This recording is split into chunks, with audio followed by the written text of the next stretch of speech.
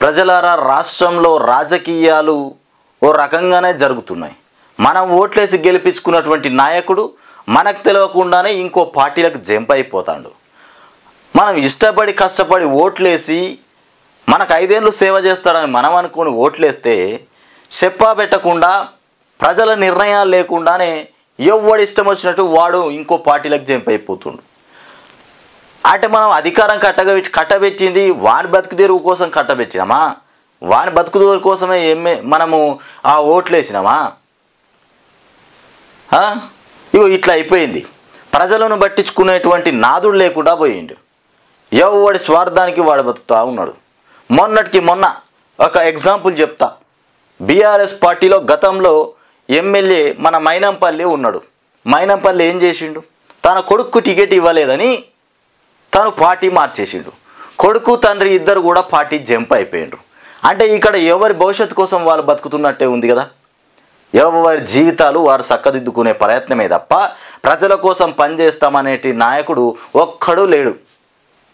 ఓట్లేయగానే కథం గెలిచిండా, ఇక వానంత ధీరుడే లేడు. ఇక ఎవరైనా కావచ్చు. అగో ఇట్లా తయారైపోయారు రాజకీయ నాయకులు. మొత్తం దరిద్రంగా చెత్త బుట్టలో వేసిన చెత్త కాగితం అన్న ఒకరోజు కాకపోతే ఒకరోజు పనికి వస్తుంది తప్ప ఇక పార్టీలు మారినటువంటి నాయకులు జీవితాంతం పనికిరారా? ప్రజలకు పనిచేసే నాయకులే కాదు వాళ్ళు. వాళ్ళ జీవితం కోసం వాళ్ళు పనిచేస్తున్నట్టే. మీరు మంచిగా అర్థం చేసుకోండి. ఇక మా నాయకుడు ఓటేసి గెలిపించుకున్నాం, మాకేదో చేసి పెడతాడు, మా బతుకులను చక్కదిద్దుతాడు, మాకు ఇక మార్పులు వచ్చేసినాయి, మా నియోజకవర్గంలో ఎమ్మెల్యే చేంజ్ అయిపోయిండు, మేము కష్టపడి మనం గెలిపించుకున్నాం. ఏం గెలిపించుకుంటే ఏం చేసిండు? ఇంకో పార్టీలకు జంప్ అయ్యాడు. జంప్ అయితే కానీ అయిందంటే ఎందుకు జంప్ ఎందుకు అవుతాడు చెప్పండి? ఒక పార్టీలో గెలిచినటువంటి క్యాండిడేట్ ఇంకో పార్టీలకు పోవడానికి కారణం ఏంది? ప్రజల కోసం పోరాడాలంటే ఎక్కడుండైనా పోరాడవచ్చు. అధికార పార్టీలోకి పోయిందంటే తన ఆస్తులను కాపాడుకోవడానికి, తను అక్రమ ఆస్తులు సంపాదించడానికి దారి వెతుక్కుంటున్నట్టే తప్ప ఇంకొక విషయం లేదు. మీరు గుర్తుపెట్టుకోవాలి. ఇక రేవంత్ రెడ్డి గారి సంగతి ఏంటంటే 3 రంగుల జెండా ఎత్తి సింగమోలే కదులుతుండు. అక్కడ కాంగ్రెసు సూర్యుడు సింగమోలే కదిలిండు. సింగం కాస్త ఏమైంది? సింగం ఏమైపోయింది? పిల్లిలాగా మారిపోయింది. ఇప్పుడు బీడు భూముల వానైతాడు, గుండగాల గుండెల్లో బుగులు పుట్టిస్తాడు. బీడు భూముల వానైతాడు, ఏడవానైండు. బీడు భూములన్నీ బీడులుగానే వారిపోయినాయి. ఎక్కడ వర్షాలు పడలే, నీళ్లు లేవు, ఉన్న చేనులు ఎండిపోయినాయి. రేవంత్ రెడ్డి పాపం అయోమయ పరిస్థితిలో దిక్కుకున్నాడు. తను ఏం చేయలేని పరిస్థితి. ముందుకు పోతే నుయ్యి, వెనక్కి పోతే గొయ్యి. జీవితాన్ని పణంగా పెట్టి ప్రజలకేదో చేద్దాం అనుకున్నాడు కావచ్చు రేవంత్ రెడ్డి, కానీ అక్కడ కుండల పైసలు లేకుండా పోయినాయి. ఇచ్చే హామీలు నెరవేర్చుదామన్నా నెరవేర్చలేని పరిస్థితి ఏర్పడ్డది. ఇప్పుడు ఏం చేయమంటావు? ఆయన పరిస్థితి కూడా అఘోరో రామచంద్ర అన్నట్టున్నది. అన్నమో రామచంద్ర అన్న పరిస్థితి అయిపోయింది. ఇక బీజేపీ నుండి నరేంద్ర మోడీతో చేతులు గడిపిండి అనేటువంటి గుసగుసలు వినబడుతున్నాయి. మరి ఆ గుసగుసల వెనుక నిజమెంతుంది, అబద్ధం ఎంతుంది, అది మాత్రం తెలియదు. ఇంకా వాస్తవానికి బీజేపీతోని మోదీతోని చేతులు కలిపిండని ఇక బీఆర్ఎస్లో ఉన్నటువంటి పార్టీ నాయకులంతా చెప్తారు. అది మరి నిజమనే కాదా? మరి రేవంత్ రెడ్డికే తెలిసి ఉండాలి ఆ విషయం. ఇక బట్టి విక్రమార్క విషయానికి వచ్చేస్తే బట్టి విక్రమార్కను మాత్రం అవమానపరుస్తున్నటువంటి రేవంత్ రెడ్డి. ఇట్లా ఉన్నది మన ముఖ్యమంత్రి. మనము గెలిపించుకున్నటువంటి ప్రియతమ రేవంత్ రెడ్డి ముఖ్యమంత్రి వ్యవహారాలు ఈ రకంగా ఉన్నాయి. చెప్పాలి మీరు ప్రజలారా. అన్నం తింటున్నప్పుడు ఆలోచించండి కొంచెం. మనం ఏది పాలిచ్చే బర్లను బొడగొట్టుకొని దున్నపోతుని తెచ్చుకున్నామా, లేకపోతే దున్నపోతునే బొడగొట్టుకొని పాలిచ్చే బర్లను తెచ్చుకున్నామా? మీకు అర్థమైపోతూ ఉంటుంది. మీరే ఆలోచించురు. ఇక ఇద్దరు అదనపు ఎస్పీల అరెస్టు. ఇక ఫోన్ ట్యాపింగ్ వ్యవహారంలో భుజంగరావు తిరుపతన్నల పాత్ర నిర్ధారణ. ఇగో భుజంగరావును తిరుపతన్న వీళ్ళిద్దరు కూడా ఈ ఫోన్ ట్యాపింగ్ వ్యవహారాలలో జోక్యం చేసుకున్నారట. ఎస్ఐబి మాజీ చీఫ్ ప్రభాకర్ రావు సహా 3గురిపై ఎల్ఓసి జారీ చేసినటువంటి కథ. నేడు రేవంత్ రెడ్డి సహా కుటుంబ సభ్యులపైన నిఘా. రేవంత్ రెడ్డితో సహా కుటుంబ సభ్యుల మీద నిఘానంట. ఇక తొలుత ఎస్ఐబిలో ఆధారాల ధ్వంసం. ఈ కేసులో అరెస్ట్ అయిన ప్రణీత్ రావును ఇక విచారిస్తున్నటువంటి క్రమంలో ఫోన్ ట్యాపింగ్ వ్యవహారం వెలుగులోకి వచ్చింది. మావోయిస్టులకు సంబంధించినటువంటి ఇక ప్రొఫైల్లు తయారు చేసి నిఘా ఉండాల్సినటువంటి విధుల్లో ఉన్న ప్రణీత్ రావు హద్దు మీరి ఇక ప్రైవేటు వ్యక్తుల ఫోన్లపై దృష్టి పెట్టారు. ప్రైవేటు వ్యక్తుల ఫోన్లపైన దృష్టి పెట్టిందంట. నిఘా ఎట్లా ఇక్కడ అక్రమంగా మావోయిస్టులకు సంబంధించిన ప్రొఫైల్లు తయారు చేసి ఇట్లా ప్రైవేటు వాళ్ళపైన దృష్టి పెట్టిండ. ఇదంతా అప్పటి ఎస్ఐబి చీఫ్ ప్రభాకర్ రావు కనుసన్నల్లోనే సాగినట్లు విచారణలో తెలిసింది. ఈ మేరకు ప్రణీత్ రావు వాగ్మూలంలో వెల్లడించాడు.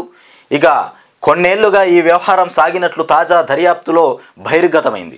రాష్ట్రంలో జరిగిన ఎన్నికల్లో ఉప ఎన్నికల సమయంలో ప్రతిపక్ష పార్టీల ముఖ్య నేతలను లక్ష్యంగా చేసుకుని ట్యాపింగ్లకు పాల్పడినట్లు గుర్తించారు. ముఖ్యంగా రేవంత్ రెడ్డితో సహా ఆయన కుటుంబ సభ్యులు ఫోన్లపై ప్రత్యక్ష నిఘా ఉంచినట్లు వెల్లడైంది. రాష్ట్రంలో సంచలనం సృష్టించిన ఎమ్మెల్యేల కొనుగోలు అంశంలోనూ ఈ వ్యవహారం సాగిందని, అలాగే కొందరు ఎంపిక చేసినటువంటి బారాసా నేతల ఫోన్లను ట్యాప్ చేసినట్లు విచారణలో ప్రణీత్ రావు తెలిపినట్లు సమాచారం. ఇది ఫోన్ ట్యాపింగ్ ఇలా బయటపెట్టింది. నేను ఇప్పటిదాకా చెప్పిన ముర్రో అని రేవంత్ రెడ్డి కొంతమంది ఎమ్మెల్యేలను కొన్నాడు, కూడా డబ్బులు పెట్టి కొన్న వ్యవహారం కూడా ఇలా ఫోన్ ట్యాపింగ్లో బయటకు వస్తుందంట. ఇంకొకటి ఏంటంటే పార్టీలు చేంజ్ చేస్తే రాళ్లతో కొట్టాలి, చెప్పులతో కొట్టాలి, ఇంకేదాంతో కొట్టాలన్నాడు మన ముఖ్యమంత్రి. మరి ఇలా ముఖ్యమంత్రి కాంగ్రెస్ పార్టీలోకి చేరుతూ ఉన్నారు బీఆర్ఎస్ నుండి. మరి వాళ్ళని చెప్పులతోని కాళ్ళతోని రాళ్లతోని కొడతాడా, మరి ఇంకేం చేస్తాడు? ఇక స్థానిక అవసరాలకు ఇసుక ఉచితం.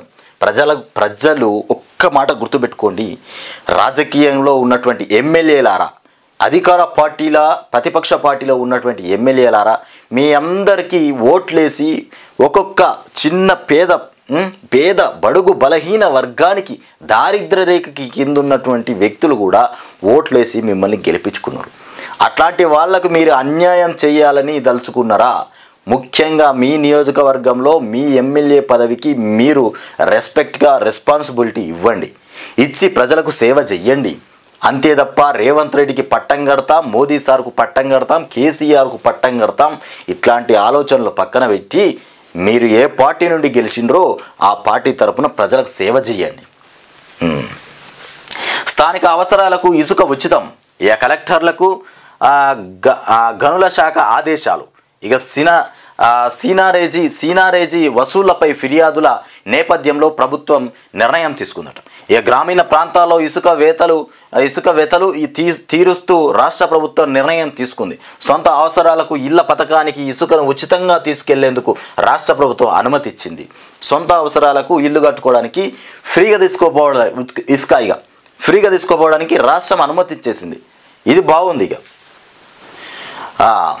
ఇక ఈ మేరకు అన్ని జిల్లాల కలెక్టర్లకు గనుల శాఖ ముఖ్య కార్యదర్శి జన్హార్ మహేష్ దత్ శనివారం ఆదేశాలు జారీ చేశారు. తెలంగాణ ఇసుక తవ్వకాల నిబంధనలు 2015ను అమలు చేయాలని స్పష్టం చేశారు. ఇక ప్రజలు తమ సొంతింటి నిర్మాణానికి ప్రభుత్వ గృహ నిర్మాణ పథకాలకు సమీపంలోని వాగుల నుంచి ఇసుకను ఉచితంగా తీసుకెళ్లే వెసులుబాటు ఉంది. వాగుల దగ్గర వాగులో ఉంటాయి కదా, ఆ వాగులకి ఇసుక ఈకంచెలు ఫ్రీగా తీసుకుపోవచ్చు. సొంతంగా ఇల్లు కట్టుకున్నా ప్రభుత్వంలో చిన్న ఏదైనా భవన శాఖలు కట్టినా కానీ తీసుకుపోవచ్చు. ఆ వెసులుబాటు కల్పించింది ప్రభుత్వం. ఇక బ్యారేజీల నిర్మాణ ప్రాంతాలను ఎలా ఎంపిక చేశారు? ఈ మేడిగడ్డ వ్యవహారం ఇంకా ఒడవలే అది. ఇక మద్యం కుంభకోణాన్ని నిరూపిస్తూ చర్చకు సిద్ధమా? కేసీఆర్కు కేంద్ర మంత్రి కిషన్ రెడ్డి సవాల్ విసురుతున్నటువంటి వ్యవహారం. మళ్ళీ కిషన్ రెడ్డిది కథ వచ్చేసింది ఏందో. కిషన్ రెడ్డి విలేకరుల సమావేశంలో మాట్లాడుతున్నటువంటి కిషన్ రెడ్డి పక్కన సూర్యనారాయణ గుప్తా, మా కోమటిరెడ్డి వెంకటరెడ్డి దగ్గరనే ఉన్నాడు, కొంచెం కోమటిరెడ్డి లాగానే ఉన్నాడు. ఆ ఫేస్ కొద్దిగా చూడు రఘు. బారాసా ప్రభుత్వ అవినీతిని కాంగ్రెస్ కోల్డ్ స్టోరేజీలో పెడుతోందని వ్యాఖ్య. కాళేశ్వరం ప్రాజెక్టులో అవినీతిపై రేవంత్ రెడ్డి మాట తప్పారని ధ్వజం. రాష్ట్ర ప్రభుత్వం కోరితే మేడిగడ్డపై సిబిఐ విచారణకు సిద్ధమని వెల్లడి. ఇది మొదటి నుంచి చెప్తుంది కిషన్ రెడ్డి మాట. సిబిఐ రాష్ట్ర ప్రభుత్వం కోరితే సిబిఐ ఎంక్వైరీ చేస్తాం కాళేశ్వరం మేడిగడ్డ ప్రాజెక్టు మీద అని మొదటి నుండి కోరుతున్నటువంటి కిషన్ రెడ్డి. బారాసా ప్రభుత్వం అవినీతిని కాంగ్రెస్ కోల్డ్ స్టోరేజ్లో పెడుతుందని వ్యాఖ్యానిస్తున్నారు. కవిత చూడండి, లిక్కర్ స్కామ్లో అరెస్ట్ అయినటువంటి కవిత పరిస్థితి ఏ రకంగా ఉందో. నా అరెస్టు రిమాండ్ అక్రమం, విడుదలకు ఆదేశించాలంటూ ఢిల్లీ హైకోర్టులో కేజ్రీవాల్ పిటిషన్. తన అక్రమంగా అరెస్టు చేసిరని ఢిల్లీ కోర్టులో పిటిషన్ దాఖలు చేసిండు. ఇక సత్వరమే విచారణ జరపాలన్న విజ్ఞప్తిని తోసిపుచ్చిన న్యాయస్థానం. ఇక హిమాచల్లో కాంగ్రెస్కు ఎదురుదెబ్బ. అనర్హత వేటు పడినటువంటి 6 మాజీ శాసనసభ్యులు భాజపాలో చేరిక. గుజరాత్లో భాజపాకు షాక్. ఇక లోక్సభ బరి నుంచి వైదొలిగినటువంటి 2 అభ్యర్థులు. ఇక రాష్ట్రపతిపై సుప్రీంకోర్టుకు కేరళ ప్రభుత్వం 4 బిల్లులకు ఆమోదం తెలపకుండా మురుము నిలుపుదల. ఇక చేశారంటూ పిటిషన్. మురుము నిలుపుదల చేశారంటూ పిటిషన్. ఇక గవర్నర్ తీరుపైన అభ్యంతరం. ఇక స్టాంపులు రిజిస్ట్రేషన్ల శాఖ ప్రక్షాళనకు వేలాయే. ఇక 6 నెలల కిందట బదిలీల్లో జోనల్ ఉల్లంఘనలు. ఇక సంస్థాగత మార్పులు చేర్పులపైన ప్రభుత్వం దృష్టి పెట్టిందంట. ఇక తుక్కగూడ నుంచి కాంగ్రెస్ శంఖారావం మోగించబోతున్నారు. తుక్కగూడ నుంచి రాహుల్ గాంధీ ఖర్గే హాజరవనున్నటువంటి మల్లికార్జున ఖర్గే రాహుల్ గాంధీ. ఇక రేవంత్ రెడ్డిని పక్కన పెట్టాల్సినటువంటి పరిస్థితి. వీళ్ళిద్దరు అయితే ఇప్పుడు తెలంగాణ రాష్ట్రంలో ఇక తుక్కగూడ నుంచి ప్రచారం మొదలు పెట్టబోతున్నారు. జాతీయ స్థాయి మేనిఫెస్టో తెలుగు ప్రతి విడుదల అక్కడే. ఇట్లా తుక్కగూడ నుంచి. ఈ కవిత కస్టడీ మరో 3 రోజులు. ఢిల్లీ మద్యం కేసులో రౌజ్ అవెన్యూ కోర్టు ఆదేశం. ఢిల్లీ మద్యం కేసులో రౌజ్ కోర్టు ఇచ్చినటువంటి ఆదేశం కస్టడీలో 3 రోజులు ఉండాలి. ఇంకా కవితను కోర్టుకు తీసుకొస్తున్న పోలీసులు. 292 కోట్ల అక్రమార్జనలో ఆమెకు భాగస్వామ్యం ఉందన్న ఈడీ. సొమ్ము తరలింపులో మేనల్లుడు మేకా శరణ్ ఇక పాత్రపైన విచారణ.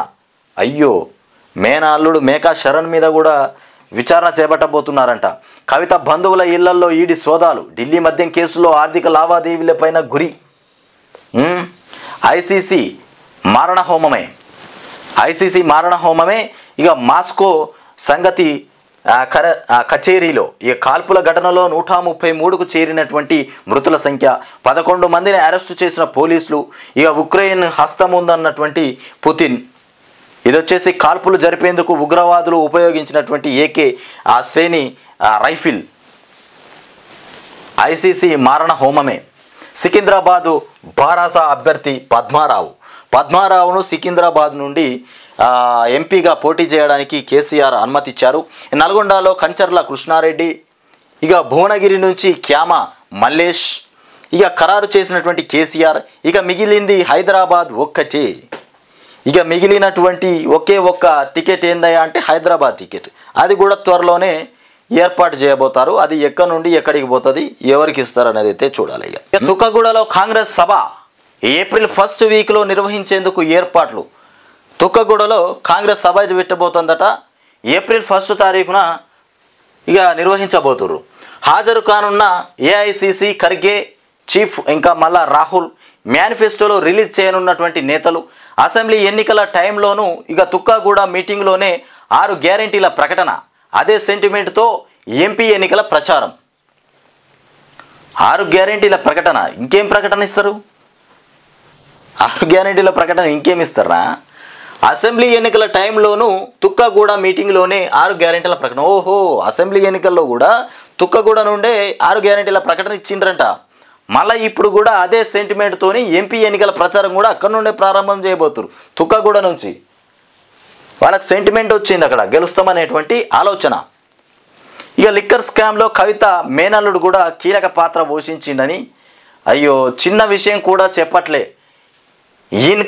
ఇన్కమ్ ట్యాక్స్ రిటర్న్స్, ఇక కుటుంబ వ్యాపారాలు వాటి ఆర్థిక లావాదేవీలకు సంబంధించి ఒక చిన్న విషయం కూడా కవిత చెప్పడం లేదని పిటిషన్లో ఈడీ పేర్కొంది. మేము కోరిన ఈ డేటాను తన లాయర్ కుటుంబ సభ్యులకు చెప్పి ఇక మెయిల్లో అందిస్తానని కవిత చెప్పారు. కానీ ఆమె కుటుంబ సభ్యులు కానీ లాయర్ కానీ వివరాలు మాకు అందివ్వడం లేదు. ఇదే సందర్భంలో కవిత మేనల్లుడు మేకా శ్రీశరణ్ బిజినెస్ అయినటువంటి వృత్తికి సంబంధించిన అంశాలపైన అడ్డగ్గా నాకేం తెలియదు అని అడగ్గా నాకేం తెలియదని ఇక సమాధానం చెప్పిందట అని కోర్టుకు వివరించారు. లిక్కర్ స్కామ్లో కవిత మేనల్లుడు కూడా. ఇక నగదు లావాదేవీలో శ్రవణ్ కీలక పాత్ర. సిబిఐ స్పెషల్ కోర్టుకు వెల్లడించిన ఈడీ. ఇక కూర్చున్నదా మేనరుడు అయినా మరి పక్కపంటి ఎవరు? కవిత కస్టడీ పిటిషన్లో కీలక విషయాలు. దర్యాప్తుకు కవిత సహకరించడం లేదు. ఫోన్లో నుంచి డేటాను ఆమె డిలీట్ చేసింది. ఏం పత్రిక అయ్యా ఇది? వెలుగు దినపత్రిక. ఈ వెలుగు దినపత్రికలో ఏం రాస్తారంటే మొత్తం కవితకు బీఆర్ఎస్ వాళ్ళకు మొత్తం అపోజిషనే ఉంటుంది. ఇలా ఒక్కటి కూడా కరెక్ట్ ఉండదు. ఫోన్ల నుంచి డేటాను ఆమె డిలీట్ చేసిందట. కవిత ఇంట్లో సోదాలు టైంలోనే శ్రీశరణ్ ఫోన్ కూడా సీజ్ చేసిండ్రంట. విచారణకు రావాలని పిలిచినా రాలేదు. ఆయనను విచారిస్తే మరిన్ని వివరాలు బయటకు వస్తాయని వెల్లడి. విచారించండి, ఎవరి మీద అనుమానాలు వస్తే వాళ్ళని విచారించండి. హైదరాబాద్లో శ్రీశరణ్ ఇంట్లో సోదాలు. మరో 3 రోజులు ఈడీ కస్టడీకి కవిత. ఇక నా అరెస్టు అక్రమం. ఒక సీఎం హోదాలో ఉండి దేశంలోనే ఒక అద్భుతమైనటువంటి సంచలనమైనటువంటి విషయమా? రోధించే ఏడుపుతో కూడుకున్నటువంటి విషయమా? దేశంలో ఒక సీఎం హోదాలో ఉంటే తన అరెస్ట్ చేసినటువంటి కథ. ఈడీ వాళ్ళు నిర్వహించినటువంటి వ్యవహారం ఇది. కేజ్రీవాల్ను అరెస్ట్ చేసిండ్రు లిక్కర్ స్కామ్ కేసులో. ఇక బిడ్డ అరెస్టుపై కేసీఆర్ ఎందుకు స్పందించలేదు? మళ్ళీ ఈయన చెప్తూనే ఉన్నాడు. కిషన్ రెడ్డి నిన్ననే కదా కేసీఆర్ వచ్చి మాట్లాడింది. నిన్ననే మాట్లాడిండు మీడియా ముందుకు వచ్చి. నిన్ననే ఒక ప్రకటించిండు. ఇవాళ ఈడీ మొత్తానికి రాజకీయ కుట్ర చేపడుతుంది, కేంద్రం రాజకీయ కుట్ర చేపడుతుంది. ఈడీ, సిబిఐ, ఐటీ ఇవన్నీ చేతిలో పట్టుకొని ప్రాంతీయ పార్టీల మీద గొడ్డలి పెట్టులాగా ప్రయత్నం చేస్తుందని నిన్ననే చెప్పిండు. మళ్ళా మొదటికే వచ్చినావు. కేజ్రీవాల్ను అరెస్టు చేస్తే మాత్రం వెంటనే ఖండించారు కేంద్ర మంత్రి కిషన్ రెడ్డి. అవినీతి పరులను అరెస్టు చేస్తే బ్లాక్ డేనా? ఇక ఆధారాలు ఉన్నాయి కాబట్టే అరెస్టు చేశారని కామెంట్. బీఆర్ఎస్లో ఉండేదెవరు, పోయేదెవరు? ఆరా తీస్తున్న పార్టీ ప్రెసిడెంట్ కేసీఆర్. పోయేటోళ్ళు పోతారు, ఉండేటోళ్ళు ఉంటారు. అవినీతికి పల్లరాజేశ్వర రెడ్డి చెప్పిండు కదా, అవినీతికి పాల్పడ్డ దొంగనా కొడుకులు పోతారు, మంచోళ్ళంతా ఉంటారని చెప్పిండు. అవినీతికి పాల్పడ్డోళ్ళు ఏ పార్టీకి పోయినా మేము రాళ్ళనుకొని రప్పలనుకొని కొడతాం, వాళ్ళని అక్కడ కూడా బతకనీయం, వాళ్ళకు సుక్కలు అనేది ఏందో చూపిస్తామని చెప్పిండు నిన్న.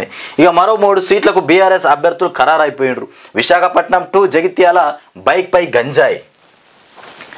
విశాఖపట్నం టు జగిత్యాల గంజాయి పట్టుబడ్డదట. 5 సభ్యుల ముఠా అరెస్టు, 10 కిలోల గంజాయి స్వాధీనం. ఇక మత్తుకు బాలికలు బానిసలై ఘటనతో పోలీసుల అప్రమత్తం. బాలికల ఘటనపైన దర్యాప్తు మొదలుపెట్టామని జగిత్యాల ఎస్పీ వెల్లడి. విశాఖపట్నం నుండి జగిత్యాలకు తీసుకొచ్చారట బైక్ మీద గంజాయి దొంగలు. ఈ గంజాయి దొంగల్ని పట్టుకోవాలరా, దొరకబట్టి తన్నాలి ఎక్కడికెక్కడ. మా దగ్గర కూడా ఉండే గంజాయి దొంగలు. ఇక విరాళాలు లేకుండా పార్టీ నడుపుడు ఎట్లా? విరాళాలు లేకుండా రాజకీయ పార్టీలు నడపడం సాధ్యం కాదని కేంద్ర మంత్రి నితిన్ గడ్కరీ అన్నారు. మంచి ఉద్దేశంతోనే ఎలక్టోరల్ బాండ్ల పథకాన్ని ప్రారంభించామని కూడా ఆయన చెప్పారు. ఇక భూటాన్కు అండగా ఉంటామని, ఆ దేశ అభివృద్ధి అన్ని విధాల సహకరిస్తామని ప్రధాని మోదీ భరోసా ఇచ్చారు. భూటాన్కు అండగా ఉంటామని మోదీ భరోసా ఇచ్చాను. ఈడీలతో గుచ్చుతుండు, ఆడపోయి ఇంకోటి అండగా ఉంటామని చెప్తుండు. హైదరాబాద్ గాలిలో ఏరోసోల్స్. హైదరాబాద్లో రోజు రోజుకు పొల్యూషన్ పెరుగుతున్నది. దీంతో గాలిలో కాలుష్య కారక ఏరోసోల్స్ భారీ స్థాయిలో విస్తరిస్తున్నాయి. సమ్మర్ వింటర్ అన్న తేడా లేకుండా వీటి గాఢత తీవ్రమవుతున్నది. గత 20 ఏళ్లలో 45% మేర ఏరోసోల్స్ గాఢత పెరిగింది. లిక్కర్ వ్యాట్ లెక్కలు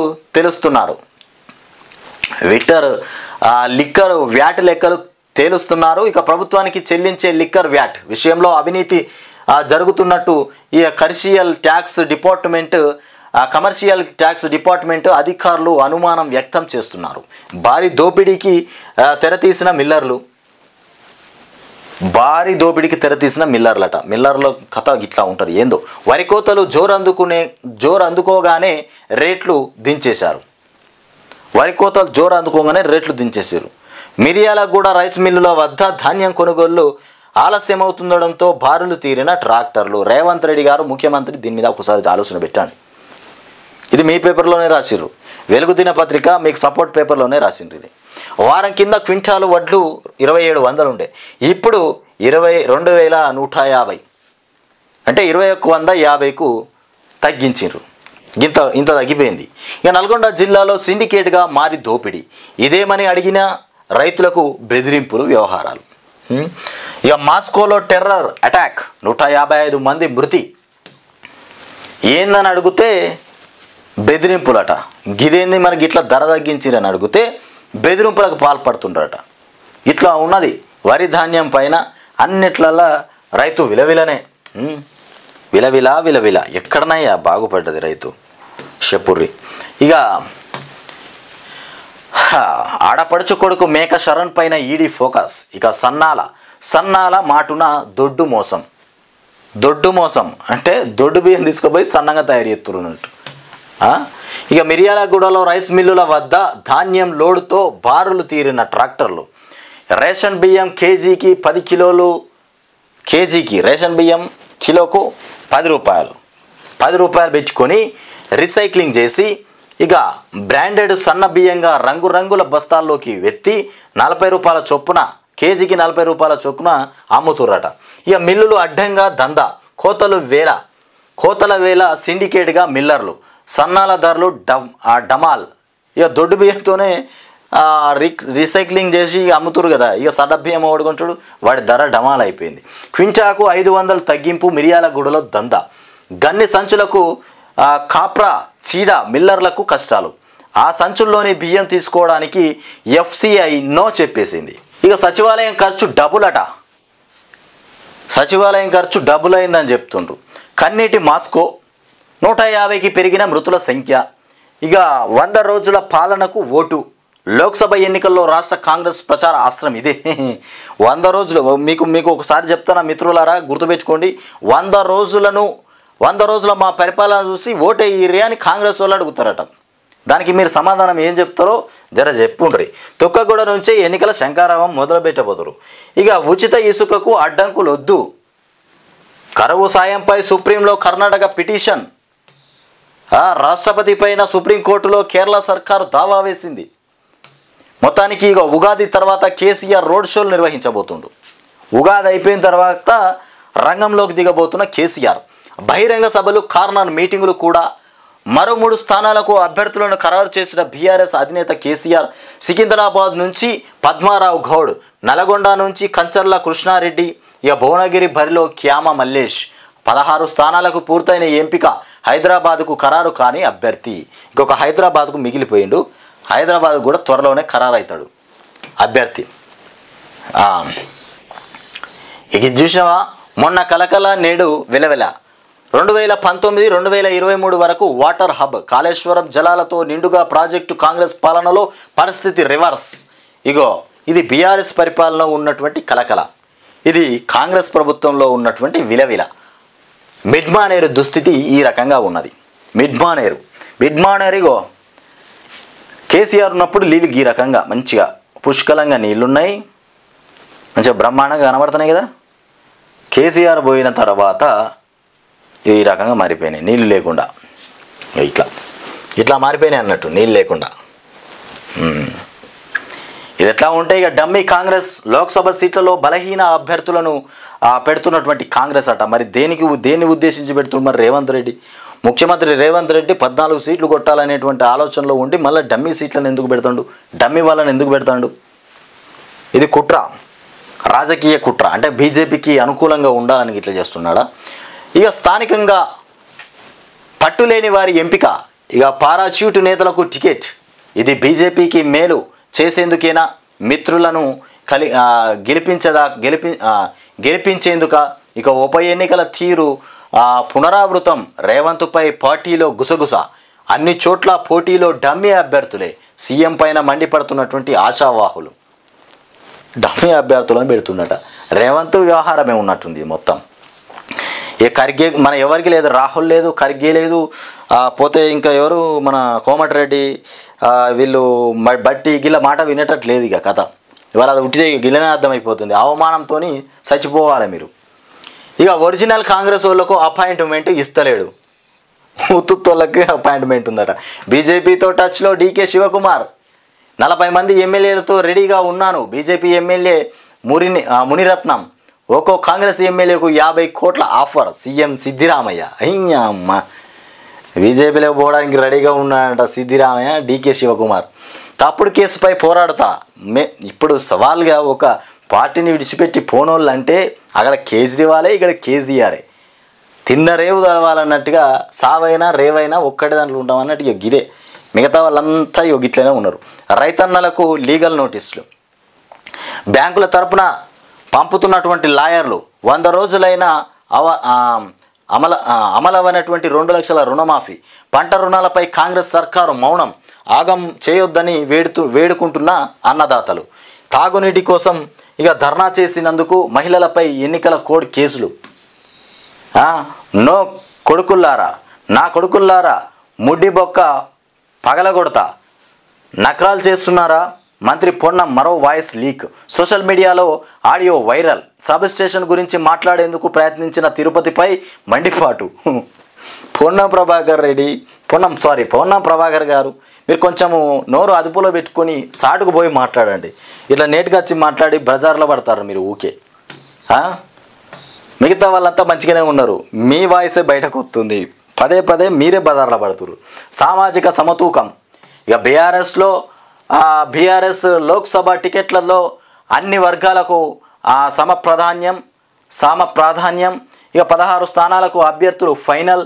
మిగిలింది ఒక్క హైదరాబాదే. కేసీఆర్ మొత్తం మీద అందరినీ ఫైనల్ చేసి పడిచి. ఇంకొకరు ఉన్నారు. ఇక ఇంకొక టికెట్ ఇస్తే కంప్లీట్గా అయిపోతుంది. ఇంకొక టికెటే, ఆ టికెట్ కూడా ముట్ట చెప్తే పోతుంది. కానీ పాపంకి పొన్నం ప్రభాకర్ పరిస్థితి ఏంది? ఎప్పుడు నోరు పడేసుకుంటుండే. ఆయనతో ఏదో ఒకటి ఆడియో లీక్ అవుతుంది. కావాలని చేస్తుందా ఏంది? నేటి నుంచి బాణుడి బగబగలు. ఇక ప్రమాదంలో ఉన్నాయి రాజ్యాంగ విలువలు. డమ్మీ కాంగ్రెస్ అభ్యర్థులను నిలబెడుతున్నారు. కరీంనగర్లో ఇక ఆటో షోకు విశేష స్పందన. అయ్యో సామాజిక సమతూకం. రాష్ట్ర హైకోర్టులో మరో 2 న్యాయమూర్తులు ఇక తప్పుడు కేసుపై పోరాడుతా అభియోగాన్ని నిరాధారమే. మొత్తానికి ఈ రకంగా ఉన్నది. చెప్పుర్రి ప్రజలారా. 1, ఎన్నికలకు ముందు హామీలు ప్రకటించినటువంటి రేవంత్ రెడ్డి ఇంత మెల్లమెల్లగా నెరవేర్చుకుంటూ వచ్చే వరకు ఎన్నికల కోడ్ వచ్చాయి. ఈ ఎన్నికల కోడ్ వచ్చిన తర్వాత ఏం నెరవేర్చమంటారు? ఎక్కడ హామీలు ఎక్కడేసిన గొంగడికి అక్కడనే అయిపోయింది. ఇల్లు కట్టుకుందామని రెడీగా ఉన్నటువంటి పేదోళ్ళకి ఇల్లు కట్టుకోలేకుండా పోయినటువంటి కథలు.